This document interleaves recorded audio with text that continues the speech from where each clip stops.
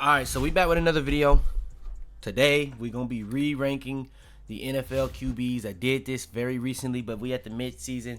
The things that happen, they happen. We're just going to keep moving to the future, and we're going to make the moves based off that. But today, we're going to be ranking pretty much every single quarterback that's played this year. Only person I'm not going to rank is Tyler Shook. He's not really shown enough to really try to be ranking. Maybe some other quarterbacks like that, but also I just didn't feel like going and getting the picture to do it on the tier list. I'll be real. But today, we will be re-ranking the quarterbacks because of all the things that has happened. I'm going to have to re-rank the quarterbacks and the coaches.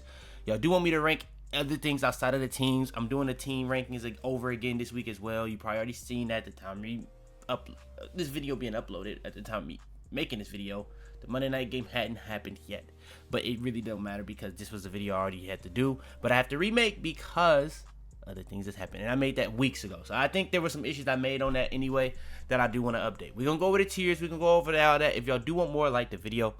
Hope you like the video. Subscribe. All that good stuff out the way. Let's hop into it.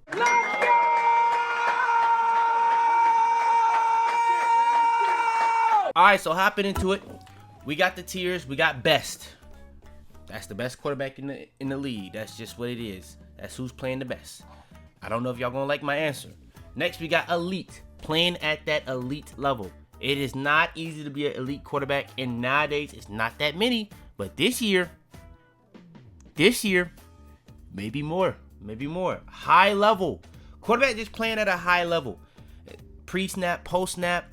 You may just be not elite, but you're doing a lot of things at a very high level. It's just something missing this season. And by the way, this is just a this season tier list. It's not an all overall career tier list. It's not no, it's not that. It's just this season. Keep that in mind. Above average is playing above average level, but not quite high level. High level, that's a guy that can probably, for a fact that's your franchise guy. For a fact that's your franchise guy. And also, there can be guys that are high level that may not be good enough to be winning in the playoffs. But if he have the right team around him, he might be able to get that done. You can also say that for some team players in above average. You got average. Come on. Mid, average, same difference. And then you have, let me go ahead and show you guys, below average and trash. Now, are there going to be anybody in trash? We shall see after this last week, because it was some of the guys that I didn't think was playing that well that actually had pretty solid weeks this past week. Now, Brock Purdy. Brock Purdy has not played that many games this year. Oh, by the way, I did do this in order of the teams. So, you got the 49ers, you got the Bears. Come on, bro. Hand clap of applause, because he really cooking, ain't he? Okay, Brock Purdy, though. Being real, at 49ers offense has been simplified this year. The previous years when people would hate on Brock Purdy, they were saying, like, you can put Mac Jones in this offense and you'll cook. I would be real. For the people that's saying that Mac Jones is cooking in that same offense, it is not the same offense. But it's also not the same offense in terms of the weapons and O-line Brock Purdy had when they were saying these things. So the offense is simplified, so it's easier for a quarterback to play in it. But the weapons, the O-line, are drastically worse. So did they simplify it because they had probably a quarterback that didn't fully understand the offense? Yes, but also they simplified it because they just don't have the weapons to run the offense they want to run. Yes. So when it comes to Brock Purdy, I think Brock Purdy, so far this year, he hadn't played that good, keeping it a beam. So I'm going to say for now, below average. One of the games he even played injured, so I'm going to just say below average. When it came to Mac Jones, I think he's actually been pretty solid. He's had a couple good wins, a couple good games now at this point. I don't think it's really much of a fluke. If you watched last year with the Jaguars, he outplayed Trevor Lawrence as well. But do I think Mac Jones is a better quarterback than Brock Purdy? No, but we'll see. He's playing better this year. So, yeah. Caleb Williams. Caleb Williams is going to be one that is very tough. The reason why we have above average, average, and below average, spoiler alert, is because of Caleb Williams. He is the epitome of a quarterback that may just need his own tier. This brother is the most inconsistent quarterback I've ever seen. What he's bad at, he is terrible at. What he's good at, he might be one of the best we've ever seen.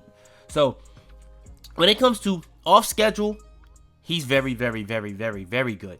When it comes to throwing off platform, it is inconsistent, but he'll have some throws that'll make you think this is genuinely the guy. But when it comes to playing on time, this brother does some stuff that just makes you scratch your head. And the craziest part about it is, this is an offense that by every stat with Caleb Bro, he is the worst scheme quarterback in the league, and this scheme is statistically one of the best in the league right now. The play calling, the play designing is very good. The execution has not been great at all aspects, whether you're talking about defense or offense, and that is very much including Caleb. Caleb is a very, very weird quarterback to rank because he is clearly one of the more talented quarterbacks, but the consistency in terms of his play, accuracy, I'm going to be real, all the issues that I say he had coming into the league during the draft, they're very, very still the same. In my opinion, I don't think he's even really improved last year to this year. I do think he's pretty much the same guy. He just has better play calling, play design, better O-line, better weapons. I think everything around him is just better. The only thing that you could really argue is the defense better? Does he have as much of a margin for error in terms of how many points he has to score every week? I would say that one is the one that's a little debatable because after the coach got fired, they start pretty much giving up 30 almost every game. Before that, it was a huge margin for error, but the offense was worse. So it really does come down to how you really think about it. Caleb is a really weird one. I'm going to say above average. I do think that he has some bad games and he has these good games. We have yet to see him have like a really, really solid game against a good defense yet. Like his two best games this year, it's not really a coincidence that they came against the Bengals and the Cowboys. It's not really a coincidence. Like, if we were just ranking that Cowboys game, that's by far his best game as a pro. Not even close. This Bengals game, he really wasn't even that good, but he made plays when it mattered. Like, even on that last drive, the first two plays was so bad. They're literally running on clock, and he's taking all day to make plays. Now, that's something he has to work on, but it ended up working out because the next two plays he has a great scramble where he gets them into a good area of the field where they can almost go for a touchdown off there, and then he has a great play to Colston Loveland. He gives this guy a chance, and Colston Loveland does the work. So you got to give him credit for that, but when it does come to the consistency, play to play, down to down, post read, pre read, it's not great. It's not great. Accuracy especially is just not great. Then we have the Bengals. Now the Bengals is where it gets interesting. Where is Joe Flacco? Where is Joe Flacco? Okay, so Joe Flacco, we got to actually rank him with the Bengals now because I originally ranked him when he was on the Browns. That's how long ago this was. So, Joe Flacco comes to the Bengals. I'm seeing people have these takes. I'm not going to lie. It didn't really take Joe Flacco for me to have these takes. It really was Dak. I'm going to talk about it when I get there. But Joe Burrow, in the league right now, he is probably coming into the season. He probably was the best pre-snap quarterback combined with accuracy in the league. This season, he wasn't that great, but he always has those bad starts to the season. It just so happened that he ended up getting injured as well to start the season. So we didn't really get that big of a sample size, but honestly, Joe Burrow wasn't great. He was either an average quarterback or above average. I'm going to give him the benefit of the doubt because it's Joe Burrow at the end of the day, but he wasn't that good for his standards at all. He wasn't that good at all for his standards, but he didn't play that many games. He always has a bad start to the season. He probably would have started getting it going eventually, especially with those weapons. I think the scheme with the Bengals is awful. I don't know how the coach has the job anymore. I'm going to be real, and saying the coach should get fired isn't even that crazy, bro. If I was in the NFL as a head coach and my team's losing, I'd almost rather get fired, bro. You know how much money they be getting paid when they get fired? Like, genuinely. Let's be for real. But Joe Burrow, I do think there's a lot of things that he does that a lot of quarterbacks don't. But he's kind of falling, like, I'm starting to categorize these quarterbacks, splitting it up. You got the playmaker quarterbacks, where you think of like guys like Caleb, and you got the game manager quarterbacks. Now, we're also starting to get some guys that's kind of breeding the lines. Like, we're going to talk about that as well. But I think the guys that's going to be able to do both at a high level are going to be the best ones. Like, I think people think of game manager quarterbacks as a negative. No, it's not by any means. Like, Joe Burrow is a game manager quarterback. He's a guy that's going to diagnose your defense. That's kind of something that you really need in this league right now, where defenses, schemes, all these different disguise coverages, all these crazy blitzes people doing. You really need a guy that can get up to the line of scrimmage and know what he's seeing. You don't really want just a guy that can make a play regardless of what he's seeing. He may have the wrong read. Now he has to abort the pocket. Maybe he has to break a couple tackles, give people extra time to get open. That stuff works depending on the team and the player. Joe Burrow even tries to do that sometime. I just think he needs to get away from it. Now, another thing I do need to mention with Burrow that I may actually need to lower him, he takes some bad sacks. And he did that a lot this year. In preseason, he did it. People were making excuses for him. I think I also talked about the O-line. I think the O-line I'm gonna be real. I don't think the O-line nearly as bad as Bengals fans are acting like. I don't think it's crazy good. I don't think it's crazy bad. I think it's just somewhere in between. It's nowhere near a bottom 5 or bottom 10 O-line though. Nowhere near, in my opinion. But yeah, I do think that the running game is starting to get going too. I don't think it's just Joe Flacco. I think the whole offense is getting going now, and I think that would eventually happen with Joe Burrow, which it kind of does with the Bengals. For some reason, they just had those slow starts offensively. I remember last year they lost to us, and we're just not a good team. But we'll get there. I don't even remember Bro's name, but Bro was terrible. He was bad. He was so bad they literally had to go trade for a quarterback.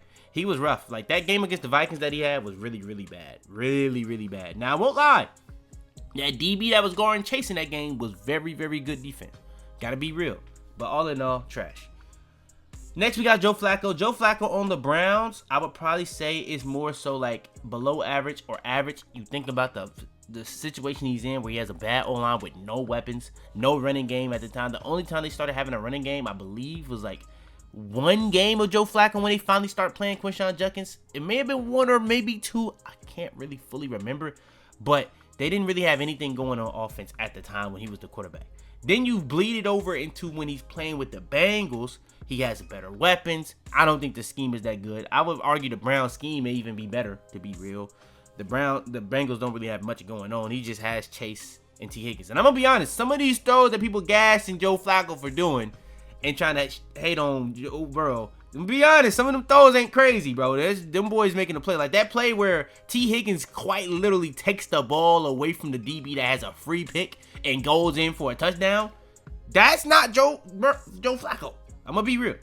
I'm going to keep it a bean. So I don't think that's the plays we need to be comparing to Joe Burrow.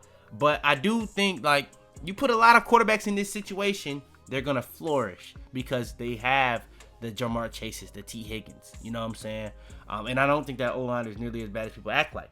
But I do think that there is a problem over there in terms of scheme and play calling where the coach is supposed to be an offensive guru when he's never really been that his whole time with the Bengals. But I digress. Then we got Josh Allen. Now, Josh Allen is a tough person to rank because at the end of the day, people only really look at stats. But the issue is with Josh Allen, I don't think Josh Allen has been as good as last year. I think last year when you look at Josh Allen, or really when you just look at Josh Allen, now this is what I know Josh Allen to be. He's going to get touchdowns. I think the turnover stuff has always been overblown, but last year, the reason why he was so much improved is because he literally had an all-time season in terms of turnover rate.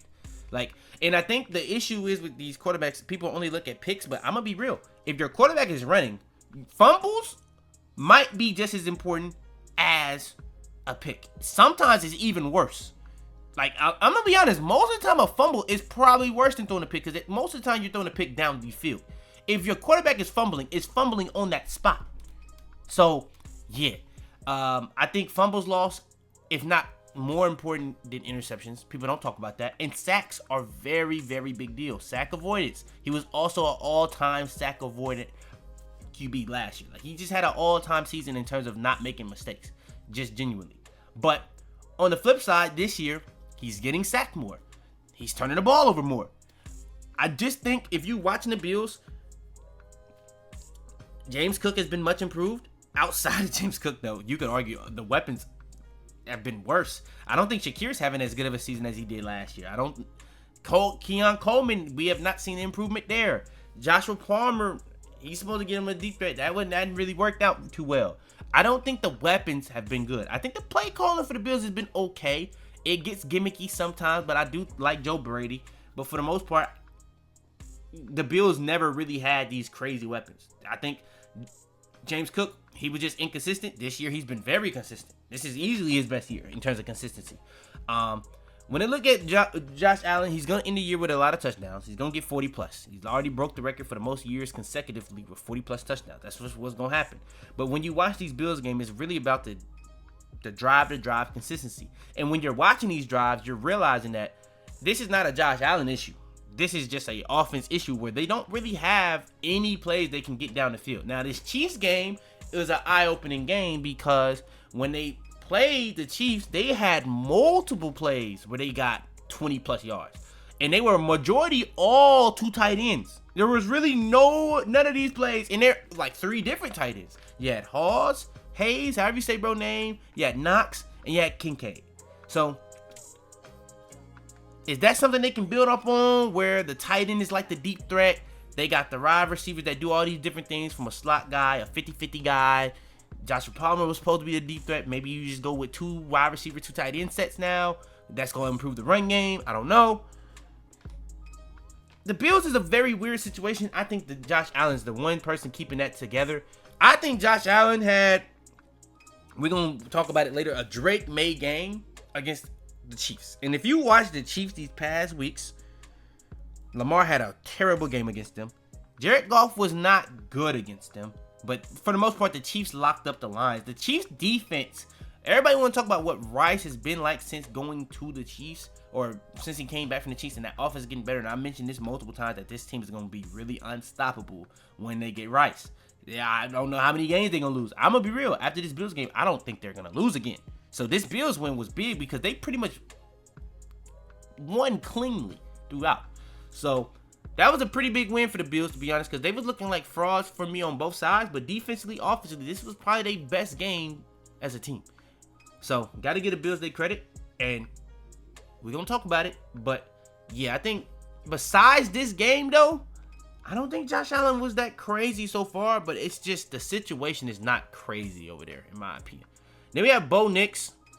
Bo Nix, in my opinion, he's a weird one to rank, man, because he is the most up and down quarterback I've ever seen. Like, that Giants game is the epitome of Bo Nix. Terrible through 3 quarters. Terrible. 4th quarter, he goes and gets 33 points.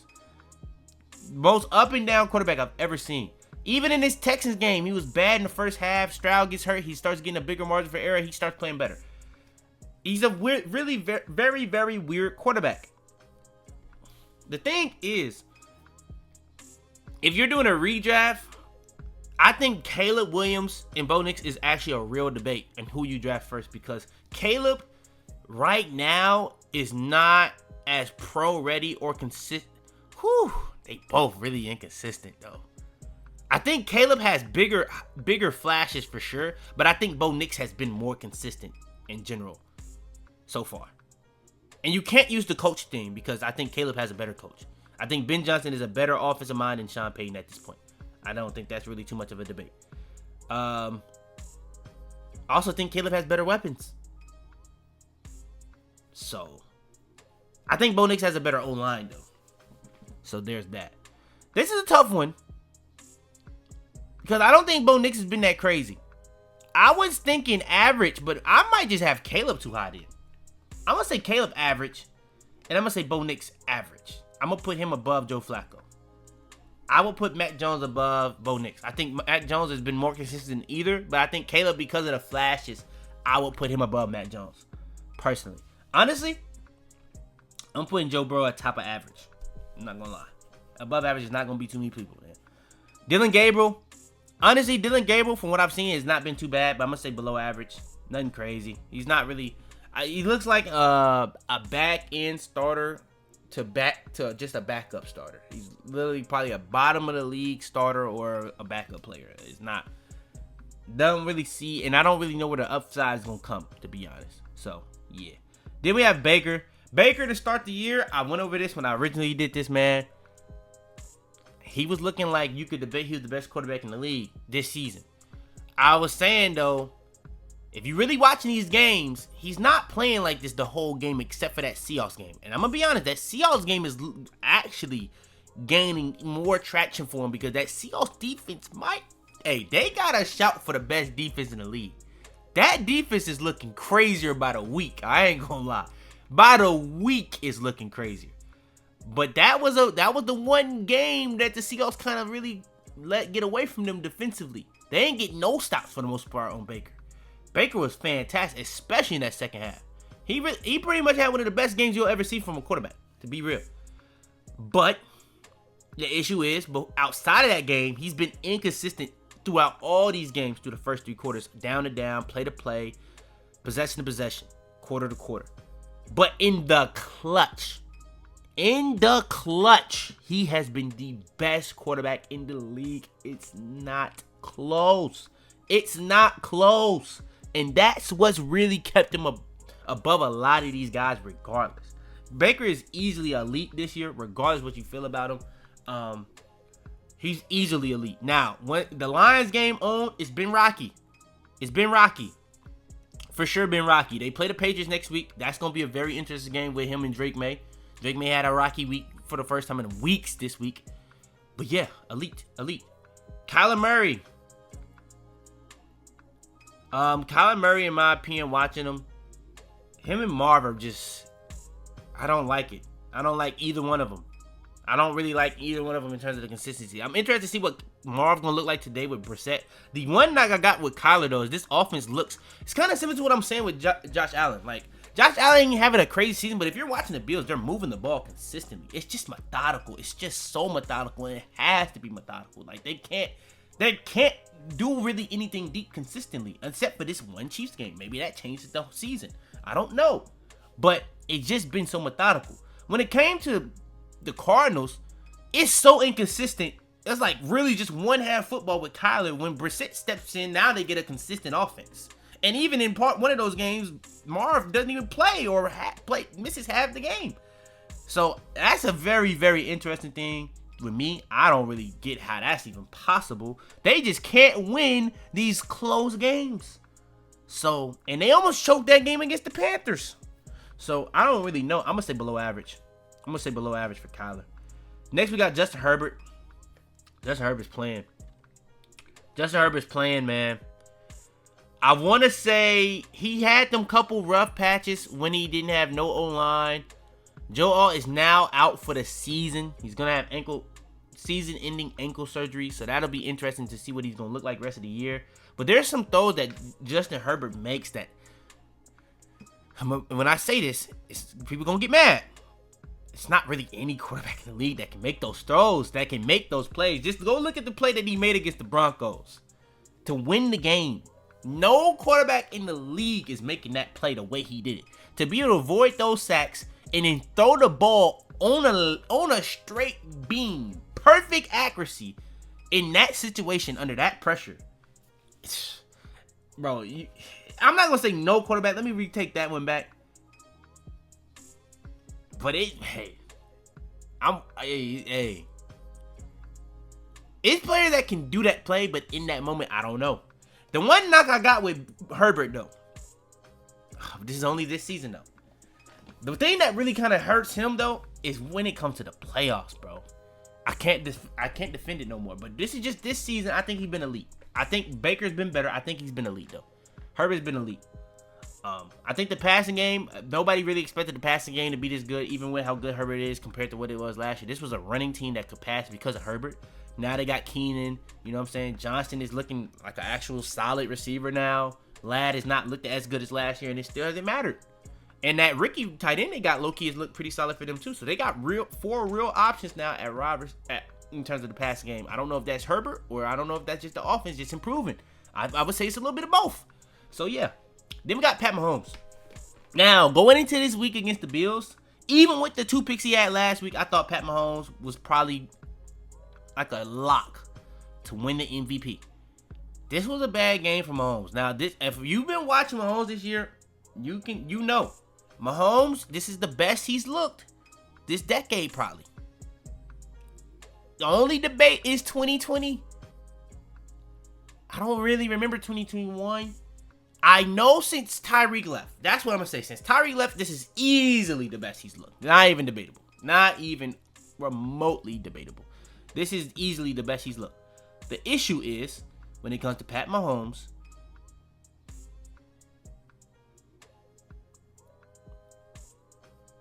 what is the issue with Pat Mahomes? I ain't going to lie. I mean, consistency has always been an issue. Accuracy is getting shaky. I'm going to be real. The deep accuracy that people acting like it just left. Like, bro, I'm going to be real. Even when he had Reek, he was not throwing those joints on the money every time at all. Like, a lot of the times, like, even in the Super Bowls that they won, when they beat the 49ers all them times, the first time, he threw a pass to Reek where Reek had to come back and get it. That's literally just how it's been with Mahomes for a long time. I'm not going to lie. He's never been that consistent with accuracy. Does he have throw when he put it on the money? Duh. It's Pat Mahomes. But acting like he has like the perfect deep throw accuracy, he's always had that. That's not really what it is. He just always had a crazy arm. That's what it is. He's always had a crazy arm. I just don't think that 2018, 2019 Mahomes that we know that people want to talk like this is what he's been his whole career. I don't know if that's coming back. Because at this point, we got Rice back. Worthy out there. Tyquan Thornton has actually looked pretty solid with them. I think that's more like a Andy Reid thing than it is Tyquan Thornton, though. Honestly, man, I think that this game was not more on Mahomes. It was just great defense by the Bills. I think if you just put pressure on Mahomes, that's kind of the way you got to beat them. That's just the way you have to beat them. The one thing I will say about the Chiefs, though, that has actually impressed me, low-key more than Mahomes. Travis Kelce been low-key kind of solid this year. I have my fair share of things to say about Travis Kelce, but he been kind of solid this year. I gotta get to him. But the thing with Mahomes, pre-snap, post-snap, I don't know if he's ever been that crazy. I do think he has improved at that. If we talk about through these years where he's not been that great, I think he has improved at that. It's just he's one of these quarterbacks that's like when I was telling you a game manager and playmakers, he's a for sure playmaker. Like, this year, he's running more than ever. They don't really have a running game. He's still getting the job done. It's kind of really hard to knock Mahomes too much. I would say Mahomes is like here. I think Mahomes has been good. I think he's been good. It's just that game against the Bills is kind of eye-opening. The game last week was not that great for him either, even though the second half he was really good. And then he's had his up and downs, possession to possession, but he still came out of a lot of these games with pretty good games. So, I don't know. I don't know what the bar is for Mahomes anymore. Because if we just talking about who the best player in the league, he's obviously in that conversation. But in terms of quarterbacks playing this year, yeah. Daniel Jones has been good. I would say above average. I don't think he's been a high level.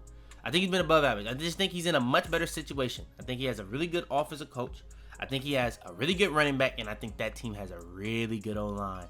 I think the weapons ain't that crazy, though. I think the weapons need to be calmed down a little bit in terms of how people talk about them. I don't think they that crazy. I just think that the Colts are the Lions AFC. They're the AFC Lions. Very similar in my opinion. JD. I think JD has had a pretty interesting year. I think the injuries. Now, if we talking about without the injuries, I think he was pretty much above average. But if we saying with the injuries, it's when it gets tough. I think JD in terms of reading the field, pre, post, one of the better quarterbacks. Accuracy, consistency, one of the better quarterbacks. It's just, he's now starting to get some of these turnovers that are pretty questionable. Like that fumble against the Bears was really, really questionable. I don't think the pick was that crazy. I think that was the decision made since the ball was kind of accurate. I think that was more so a great play by Brisker. He probably shouldn't have threw that though. Think about it. So that may be the decision. But the ball was pretty accurate. It's just, I think Brisker was just perfect coverage, and he made the play.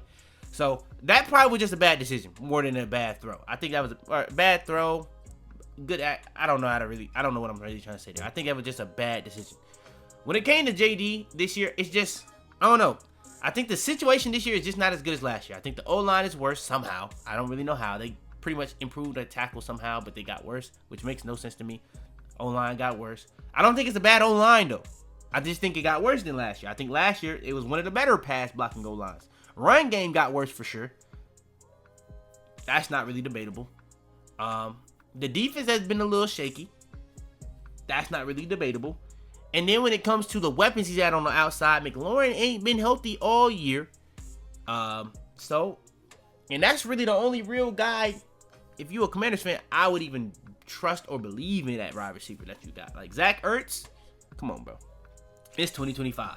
So I don't know how really much to gauge JD. I think watching him, he's been pretty consistent. I think people kind of give him a little too much hate if you look at how he plays and what he does.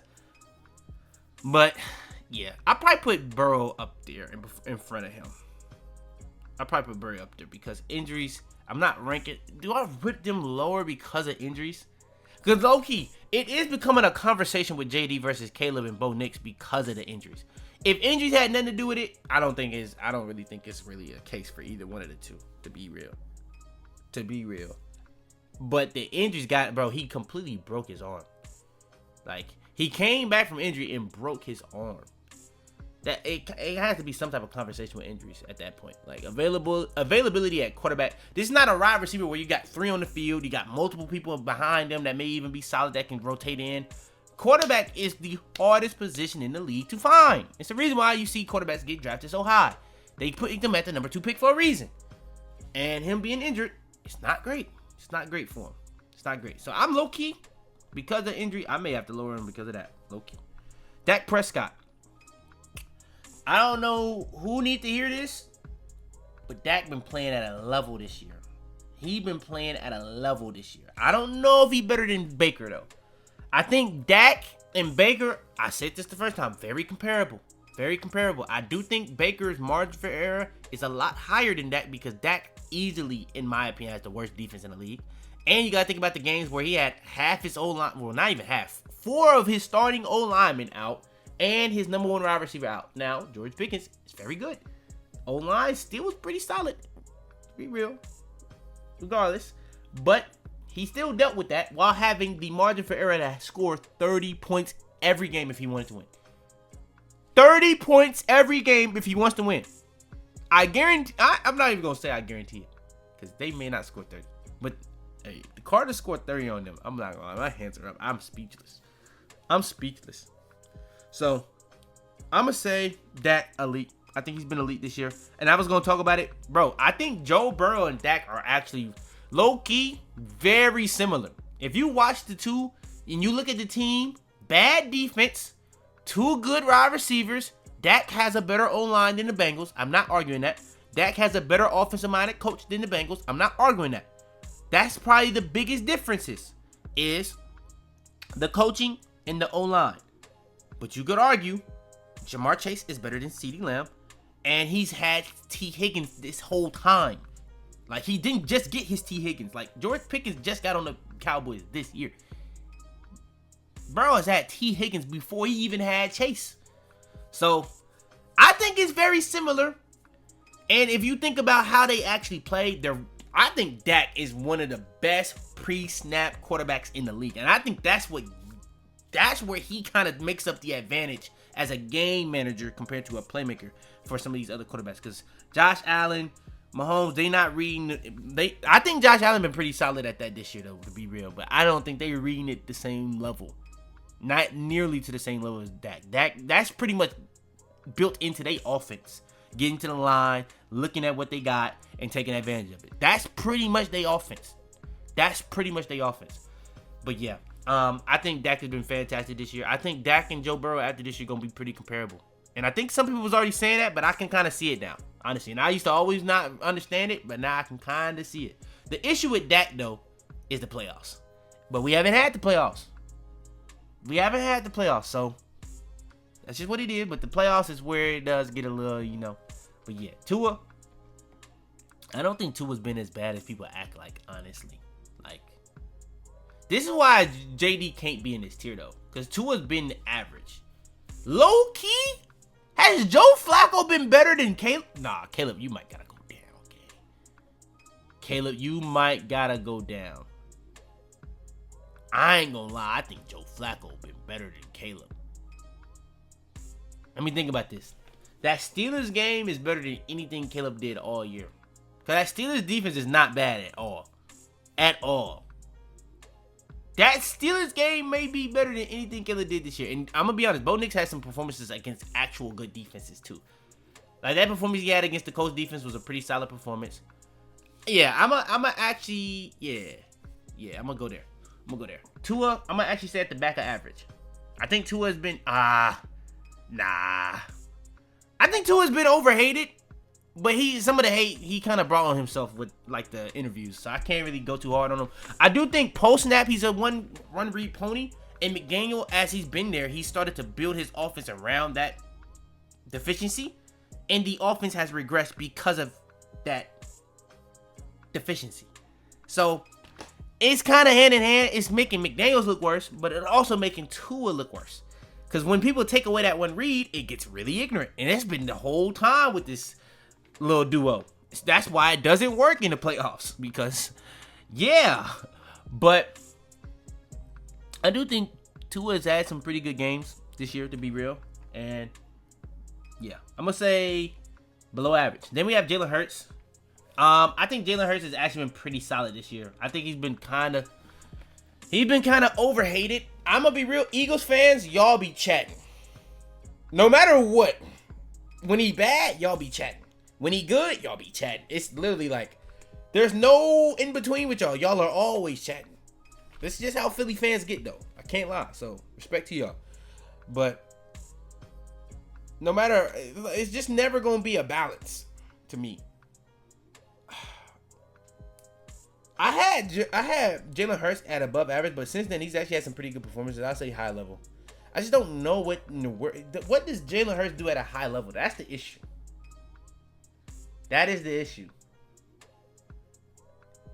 Outside of short yards run, I don't know if he does anything at a high level. But there's nobody that can do that tush push like Jalen Hurts. Like I really think these other teams need to stop it. Now the reason why they need to abolish it is because like they be breaking all type of rules like false start. Now it's really on the refs, like the forward progress stuff, the false start. That's on the refs. I don't think that's the Eagles' fault, personally, to be real. But I think these other teams need to stop trying to do it because yeah, y'all just don't have a quarterback to do it. To be real, y'all gonna get guys injured. It just don't really make sense to me.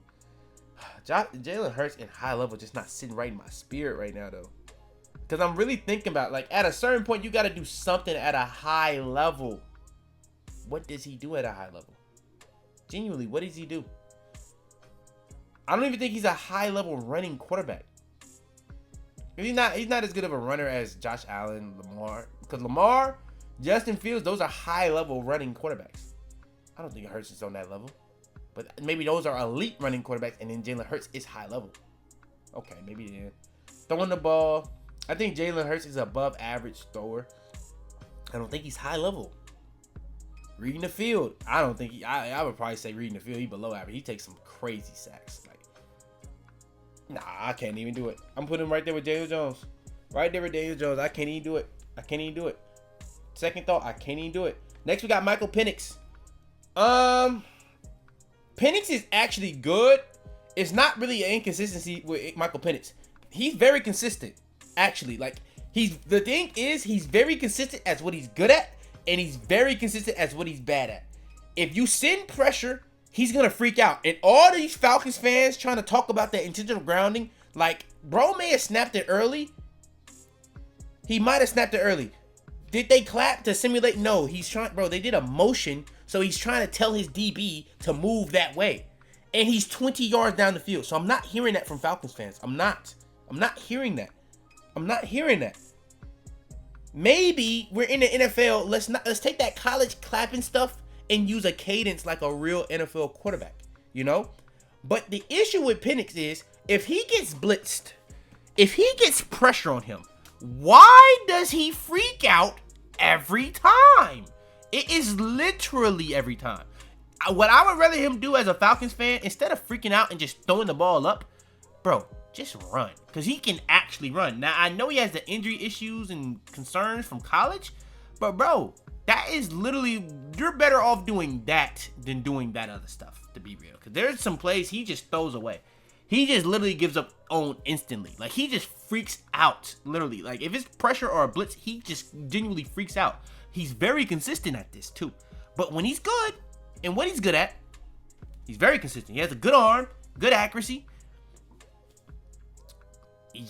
I'm going to be honest, sometimes he can miss some throws, though. Like, I'm going to be honest, in that Patriots game, Bijan was bailing him out. I think I mentioned that in the team one. Bro, he had about 5, out of his 8 catches, about 5 or 6 of them was one-hand crazy catches that he had to do the most for just to catch. So, yeah, and then Drake London, he's phenomenal, you know. So, I think Penix is actually pretty solid. I think he honestly been more consistent.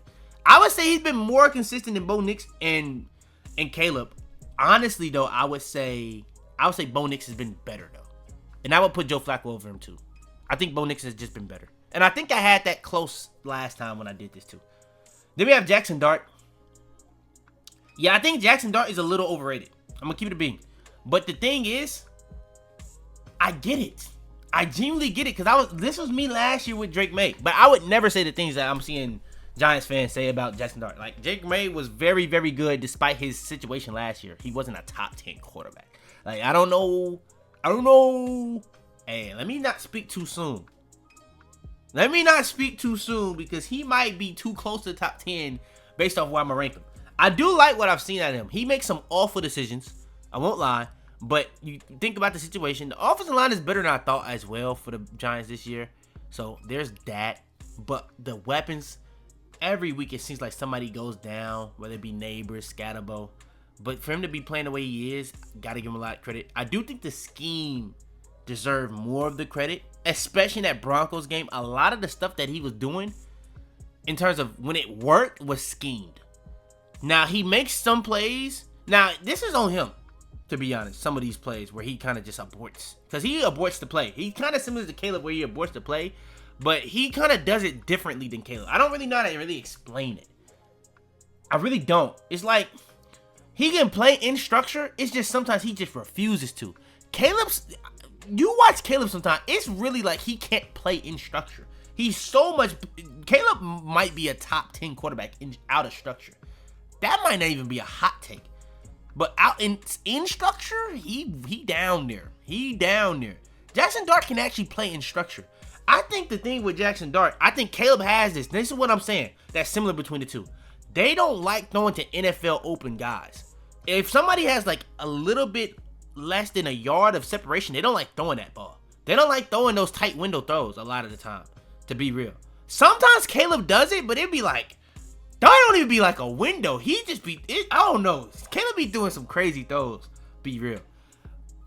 They just don't like doing that. They like creating extra time to get people more open. And that's kind of like a flaw in their game, to be real. But there's a lot of stuff that Jackson Dart does at a really high level. Accuracy. His post-snap is pretty bad. But his sack avoidance is really, really... It's a lot of similarities between him and Caleb, to be real. I think Caleb has a bigger arm, to be real. But I do think Dart is just a little bit more consistent down to down. In a worse situation as well, by the way. I would probably have to give him the edge over Burrow and JD. But I don't know if I can put him above Daniel Jones or Hurts. I don't think I can. Trevor Lawrence, below average. Anybody that's arguing this one, you're not watching them Jaguars game. This brother is, bro. I can't, no. There's no defending Trevor Lawrence. I don't care what you want to say. Trevor Lawrence has not been good in any shape or form this year, bro. I'm not doing it. I'm literally not doing it with you. I'm not doing it at all. He's not been consistent in any shape or form. Then we have Justin Fields. I'm going to say Justin Fields is below average. Shout out to bro. What his owner said was so wrong. That was crazy. I'm not even saying that I disagree, but to say it to the media is crazy. Like, that's just... I don't even know how a player's supposed to deal with something like that, to be real. But, yeah, he hasn't been that good. But, in the day, bro, a human being. Like, I don't know what's going on with that one. Like, y'all can handle that one behind closed doors. Tell him to his face or whatever. I don't care. But saying it to the media is crazy. Like, I don't know what's going on over there with the Jets. But to be real, if you look at the stats, he's been pretty solid. If you watch the games, it's not. So that's a long story short. He still has his issues that he had with the Bears. That I think that he was just a little overrated. But you look at that draft. It's clear. You could even debate he the best quarterback from that draft if you wanted to. If you're a big Fields fan. I'm not doing this. Second, I forgot Matt Jones in that draft. Low key, I forgot Matt Jones in that draft. Is he the second best quarterback in that? I don't even know. I'm gonna be real. Yeah, I don't even know. I'm gonna be honest. That's that's convos because Matt Jones been actually pretty solid this year. So I don't know. And Matt Jones literally outplayed the generational best quarterback prospect of all time last year. But let's keep it moving. Jared Goff. I just think there's a lot of stuff that Jared Goff does really good. And there's some things that he just doesn't do. He's just in a perfect situation for him. I think Hurts is similar, but there's just outside of the... I just give Jared Goff more credit for being the best play action, deep passing quarterback in the league than I do giving Jalen Hurts for being the best player at doing the tush push or short yardage runs. Because at the end of the day, both for their team is very valuable, but I do think for the Lions and how they want to play, it's just a little bit more, in my opinion. I also seen some Eagles fans saying that Hurts is a top 5 deep passing quarterback in the league. I just disagree. I disagree. I think he's actually good at that. I think he's a good passer, to be real, but it's just nothing consistent. And I would also say that for deep passing. When it comes to Jared Goff, like, he don't really miss too many throws on them deep balls in terms of what's it called. And I'm a Patriots fan. Completion percentage is not the same as being accurate. That one may not make sense to somebody. You know what I'm saying? But a lot of that does come down to your wide receivers have to catch the ball. Like, there are just some guys that the wide receivers, they may be putting the ball in perfect spots and they just don't catch the ball. There may be some guys that don't put it in perfect spots and their guys catch the ball. It's just, I think if we talking about the most accurate quarterbacks in the league this year, I still haven't talked about either one of them, which we will get to. And yes, I know that some of these pictures are outdated. I get it. I'm not updating them. I ain't gonna lie. Then we got Russell Wilson. I think at this point it's fair to say trash. I'm not even gonna lie. Shout out Russell Wilson though. He had a great game against the Cowboys. That was probably elite, but outside of that, and even in that game, he kind of trolled the game away at the end with the pick. But yeah. Then we got Drake Maye. Now, I try my hardest to be unbiased in these videos. But he had a bad game versus the Falcons. The brother, I rewatched the game again. He made 5 mistakes. That's the most mistakes he's made since the Raiders game. He made 5 mistakes. In a full game, he made 5 mistakes and they almost lost. There's no quarterback in the league. I don't care who you're playing. There's no quarterback in the league that is playing the level of consistent football that Drake Maye is doing. There's no one doing it. It's just that simple, bro. Literally, I'm freaking out about 5 mistakes. When he played the Raiders, I went back and watched that game. I thought he didn't play good. And then everybody was so bad that I had to reevaluate my way of how I'm really thinking about him. And then the next week, I was like, oh, I was right to evaluate him that way because this is the level he can genuinely play at. I would say this. I think the Patriots have had an easy schedule. But when he played the Bills, that was the number 1 pass defense. Y'all saw what he did. When he played the Browns, that was the number 1 pass defense. Y'all saw what he did. He was very good in both of those games. Fantastic in both of those games. Falcons was the first game, I would say, that the defense had some effect on him. The second half, I think the play calling was kind of bad, but I do think the defense had an effect on him and they made adjustments, and that was very good. Will some more of those teams look at the film and try to do the stuff that they did in the second half? We shall see. But I counted 5 mistakes. 5. And that's probably the worst game he's had in 8 weeks. It's 9 weeks in the season that he's played.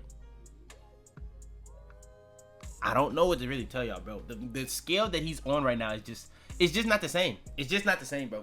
Like, this is not inconsistency at this point. This is genuinely not inconsistency. And by the way, 2 of those mistakes in that game were sacks. By the way, I'm counting sacks. I'm not just talking about when you're throwing the ball, reading. I'm talking about sacks, turnovers. I'm talking about all of it. I counted 5. Missed throws. I counted 5. That's his worst game in 8 weeks. The scale that he's playing at right now, I'm going to be real. I do see the media, and I think they may be going crazy in some of the stuff they're doing. But the level he's playing at is actually warranted. It is genuinely warranted, which is insane to think about. This is insane to think about. Next, we have Jordan Love. Now, Jordan Love, I did this last time. A lot of the Jordan Love fans was extremely mad at me last time for having him above average. I honestly might have to double down on that because this brother is not playing to the level that, honestly, I hold him to. Now, I'm grading him in comparison to the players in the league this year, though. I think he's been better than Daniel Jones. Has he been better than Jalen Hurts? Is he a better quarterback than Jalen Hurts? In my opinion, yes. Has he played better? I'd probably say no. I would probably have to say no. I'm looking at these quarterbacks. It's not going to be too many high level, though. Low key. So I may got to throw Jalen Hurts. May got to throw Daniel Jones up there. And put Jordan Love. Because there's some plays that he makes that it's just clear high level plays. Clear. I don't think he's outplayed Jalen Hurts this year, personally. That offense is very, very easy for a quarterback to play in. I think LaFleur is one of the best offensive minds, if not the best offensive mind in the league. That defense is ridiculous. So his margin for error is higher than ever. And he's still going out there and having games like he had against the Panthers. Bro, there's just a lot of things about Jordan Love that's scratching my head. He even already has had really good playoff performances. It's just, bro, I don't know what to say. I just don't know what to say or to predict with him, really, right now. But I will say his last 2 playoff performances are very interesting how they ended. So, I'm going to say high level. I think he's kind of been a tad bit overrated this year. I won't lie, though. I won't lie. Like, if you look at his stats, he looks good. But if you watch these games, he has some very, very interesting plays in these games. Next, we have Bryce Young. Bryce Young is another one that's kind of tough to rank because I don't think he's been that bad, but I don't think he's been that good either. I would probably say Bryce Young is here. Put 2 at the top. I don't even know why 2 is at the bottom. Put 2 at the top. I would say Bryce Young has been here. Him, Kyler, Brock, all around. Trevor to Kyler is, yeah, I agree with that. I may gotta lower y'all too. Low-key. I'm sorry, Fields. I'm actually messing with bro, but nah, I gotta be real. I gotta be honest. I gotta be unbiased. I'm about to say trash for that. Because looking at it, it's not gonna be too many people in trash, so it's just what it is. Geno Smith, before this, trash. But we gotta put context into it. Ow. Geno Smith, I gotta be honest. You had the worst game I've seen out of a quarterback this whole season. It's not even close. That game against the Chargers, I don't think anyone's gonna top that. The sacks you were taking, the picks you were throwing, genuinely the worst quarterback performance I've seen all year. And I've watched multiple games of J.J. McCarthy at the beginning of the year. You had the worst performance. Not even close. Not even close. But you've had 1.5 games of Brock Bowers. Week 1, this brother looked like a top 5 quarterback against the Patriots. Genuinely. But that was no Gonzo. You can go and look at what the Falcons look passing the ball versus a Patriots defense with no Gonzo. That is a team that has no pass rush. That is a team that gets no pressure on the quarterback if they're not blitzing. And even when they are blitzing, they don't really finish the job. Secondary-wise, they don't really hold up. So, yeah. It's not a good defense if Gonzo's not playing.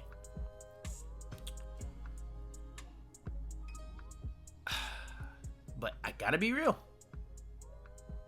I think the Jaguars is a good defense. So I can't even say that anymore because you had a great game.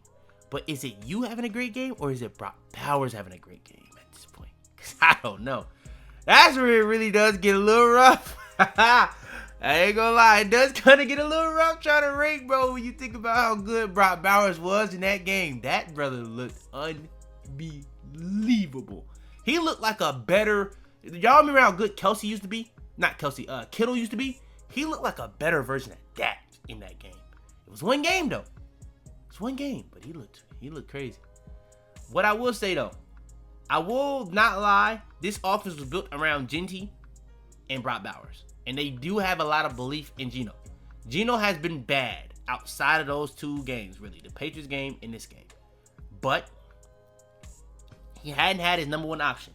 They got the speedy guys and Tucker and Thornton on the outside, where they got Jacoby Myers that's going to play like the intermediate underneath. They got Brock Bowers that's going to play the intermediate underneath. And they got Genty that's going to play really more so the underneath. So when you take one of especially your by far best receiving option away, the offense may break down. I do think the play calling and scheme has still been pretty good from Chip Kelly. I won't lie. But I got to give him a little bit of benefit of the doubt. I genuinely thought you was trash. Me putting you in below average off of literally 2 good games, be grateful. Because, bro, the sacks he takes in these other games were outrageous. The picks he's thrown in these other games were outrageous. But I got to give credit where credit is due. And I'm going to be real. I don't think anybody else in below average has had a game like what he did against the Patriots. I don't think I'm going to be honest. I don't know if anybody in average has had a game like what Geno did against the Patriots. What Geno did against the Patriots, that was damn near perfection. I can't lie. He was balling in that game. He was balling. The only thing is that he only scored 20 points. Like, he did all that and they only got 20 points. So maybe not. Maybe not better than anybody in the average. Because Joe Flacco's in there, Bo Nix is in there, Caleb's in there. Maybe not. But damn near. Matthew Stafford. Matthew Stafford is in them convos, man. If you want to say Matthew Stafford is the MVP right now, I give it to you. I just think that Matthew Stafford, you can put into the context that Puka isn't playing. But regardless, bro, for majority of the year, he's had Puka. Who you could argue is the best wide receiver in football or not, I don't believe so. I think Puka, a lot of Puka stuff is kind of more so scheme. Like, I'm not finna say you're the best wide receiver in football and you just do crossing routes, out routes, slants, and wide receiver screens for majority of your routes. I can't do it. Not even slants. Really more so drags. I can't say you're the best wide receiver in football, and that's literally your entire route tree. Like, 100% of your route tree. There's, like, no, like, actual real route running going on there. And I think Puka's actually a good route runner, but he doesn't have to do any of that, personally. So, I just can't really say that about him, personally. But I'm going to be real. You compare Matthew Stafford to Maye. I think McDaniels has got a lot of gas. I think he's been good. Has he been elite? Hell no. It's no way.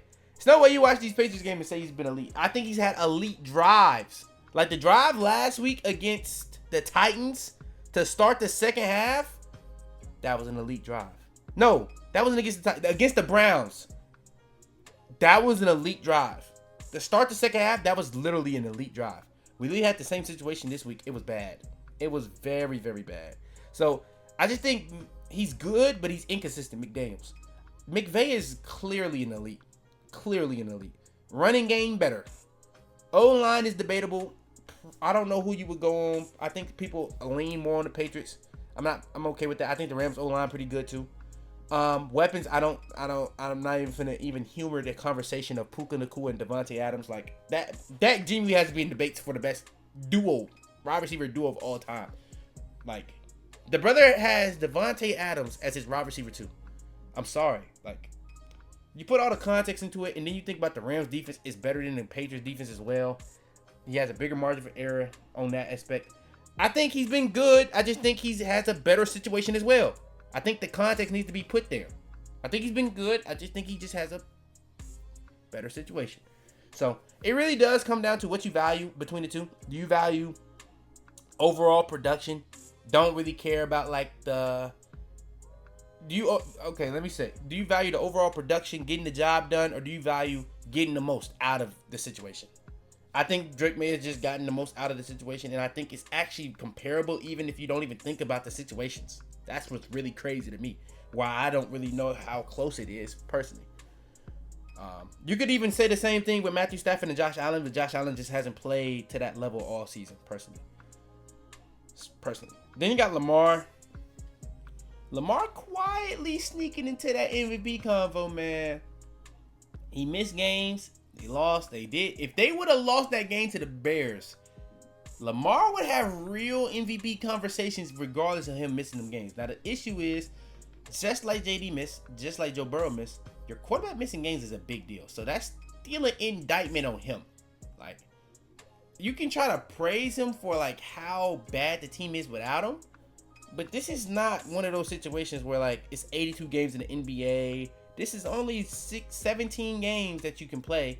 And that could be the difference between you making the playoffs, missing the playoffs, winning your division, losing your division, being wild card, being a 1 seed. That could be the difference of all that.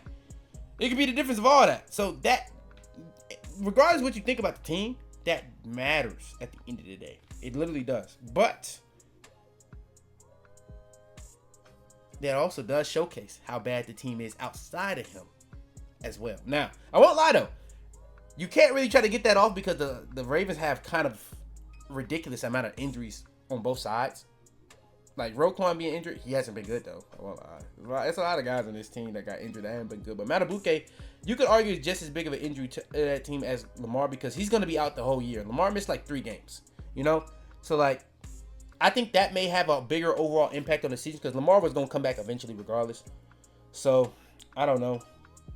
I think the Ravens going to turn it around and make the playoffs. They could even win the division, but after the Colts lost to the Steelers, I don't know. I'm going to say Lamar at maximum, I can say here, but start of the season, he wasn't that good.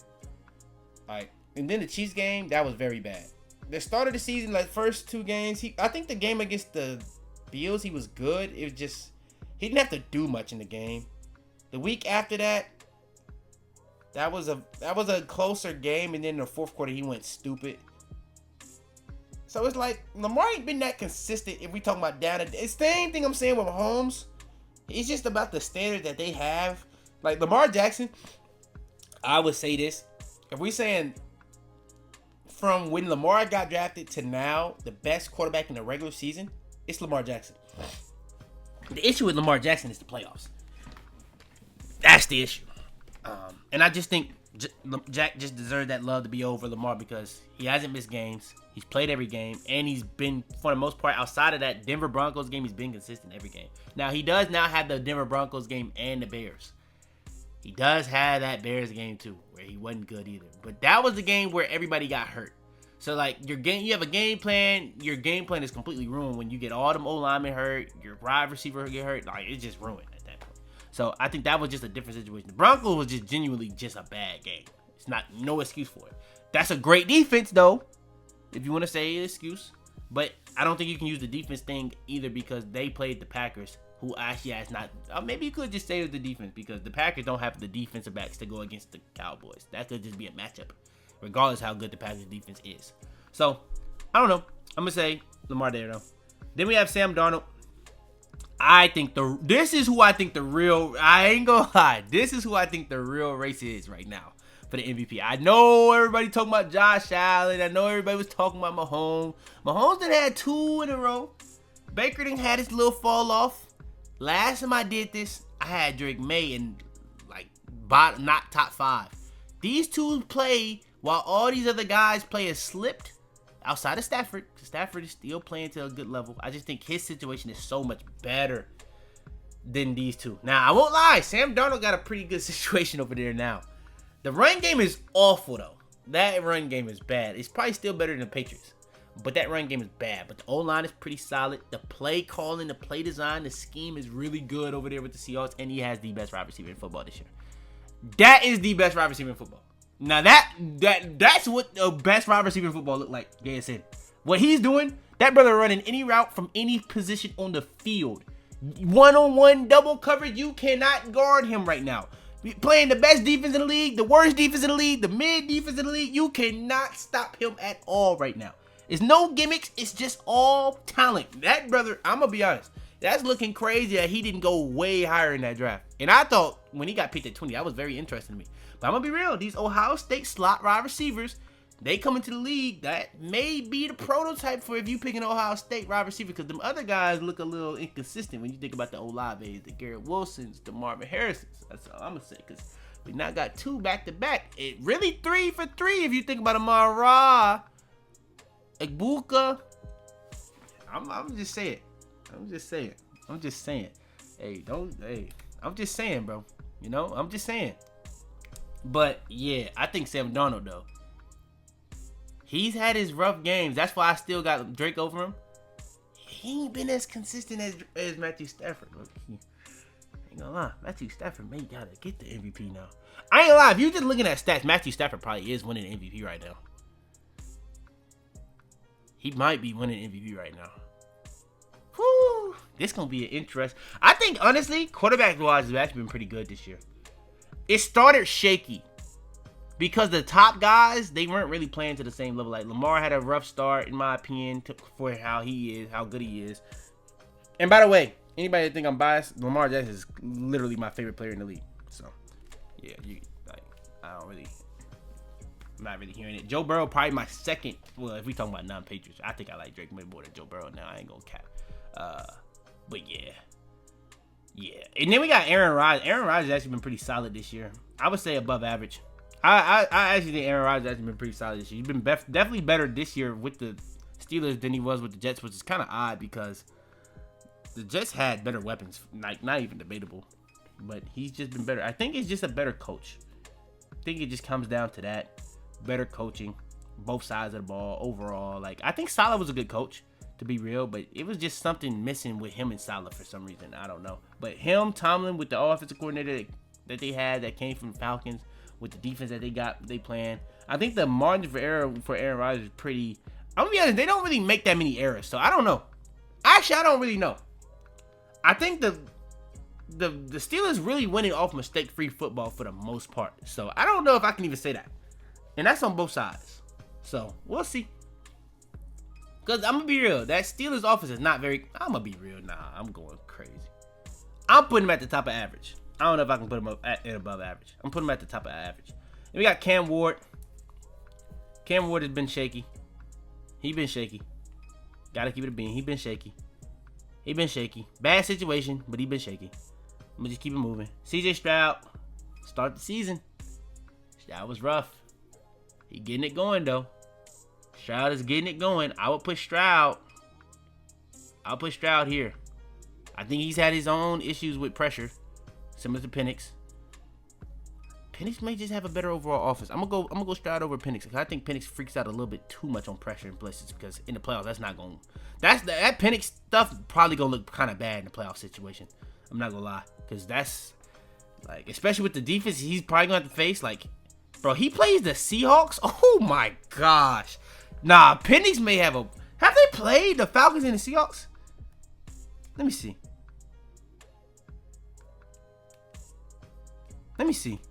Have they played the Seahawks? That's actually a good question. I literally don't remember. I feel like they have. They haven't. Have they played anybody that's like a really good blitz-heavy team? No. I guess they played Minnesota. I guess they did play Minnesota. What did Penix do in that game? I don't remember Penix having like a crazy good game against them. I remember him having an okay, but that was at the time when, for whatever reason, Minnesota started this year and they weren't really blitzing that much, which I never really got, to be real. Let me see. What did he do in this game? Yeah, he did nothing. Actually, he actually did nothing in that game. Okay, so never mind. I think that was the game B-Jump was just stupid. They just had no answer for him. Okay, though. Jalen McCarthy. Now, Jalen McCarthy, last time I did this, I had my hypothesis thesis kind of confirmed, and now I am back to square one.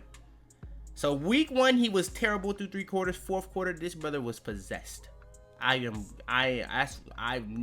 believe it's not changing. Week 2, he was back to what we saw in quarters 1 to 3, but maybe even worse.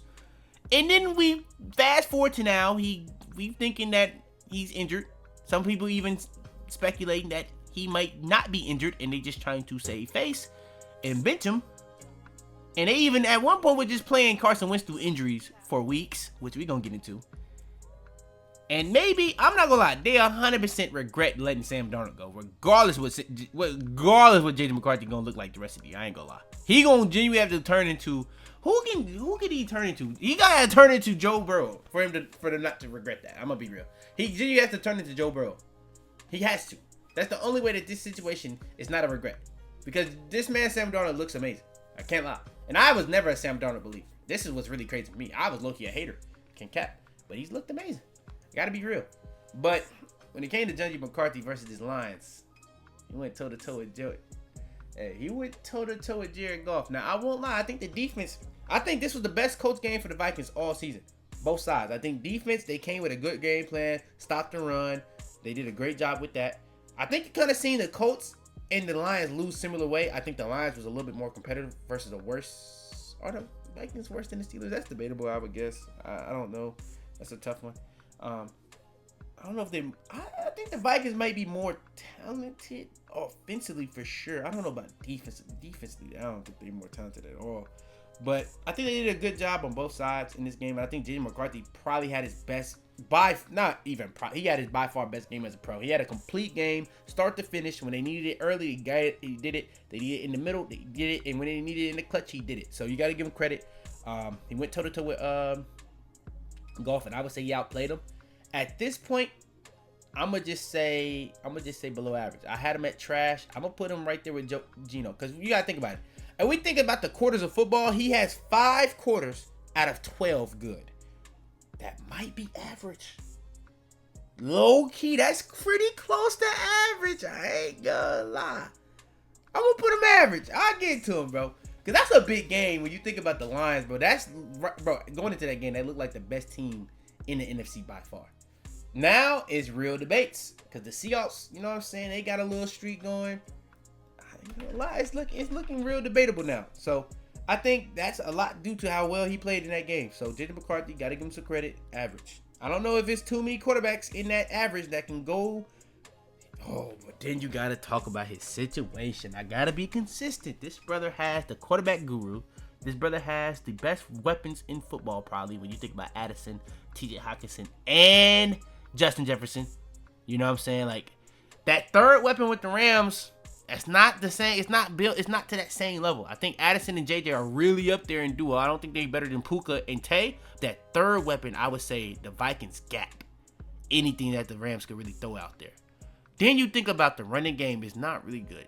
Running game not really good over there at the Vikings, so I'll say that. But O-line is pretty solid. It was kind of rocky with Wentz. I ain't gonna lie, but it was pretty solid in this game. And then defensively, they had their best game, I would say, all year. Maybe not. The Bengals game was, I don't know. I don't know if that's all the defense or that's really the quarterback. But I think the defense was pretty good in that game. They got Carson Wentz. I think Carson Wentz was actually good until he got injured. When he got injured, I'm going to be honest, the fact that they still had him out there playing, bro, he looked like he was, bro, I ain't gonna lie. It looked like he was playing against his will at one point. To be real, I would put Carson Wentz here. Honestly, I don't think it's kind of, because he's playing through injury. When he started playing through injury, it was rough. It was very, very rough. And it's like, once he started playing through injury, it's like he started taking more hits and worse hits. I don't know what was going on there. But, yeah, I didn't like that situation, man. Yeah, I probably got to lower you, McCarthy, bro. I ain't gonna lie. I probably got to lower you, Gay. Yeah, I put you there. I'll give you over Gino, you know, because Gino actually played all these games. You know what I'm saying? He actually played all of those games. So, JJ, because you, but then you gotta say it the same thing I said for Lamar. You missed games with injury. Yeah, you gotta go to trash, gang. Yeah, you gotta go to trash, man. I ain't gonna lie, you gotta go to trash, man. I was I'm consistent though. It's just, you can't say I'm not consistent. It's just that simple. And then best quarterback in the league so far this year, man. I don't think it's a gimmick. I think it's real, bro. I think it's real. Drake Maye has played to the level. He's played to the level. He's played to the level. Hey, being honest, if this consistently stays up, he's gonna get that. He's gonna get it. I even see that he even got the media push behind him already. So it's like, next week gonna be a big game. Tampa Bay versus Drake Maye. We'll see. That'll be a very big game. Then after that, he kind of got a little easy stretch when you talk about the Jets. Bengals, they've been pretty competitive a little bit lately. Giants, then they had it bye. Then they coming out that bye. I ain't gonna lie, that Bengals to the Ravens, that's a very big stretch right there. That's a big stretch right there. I won't lie. We'll see what they come out of that looking like.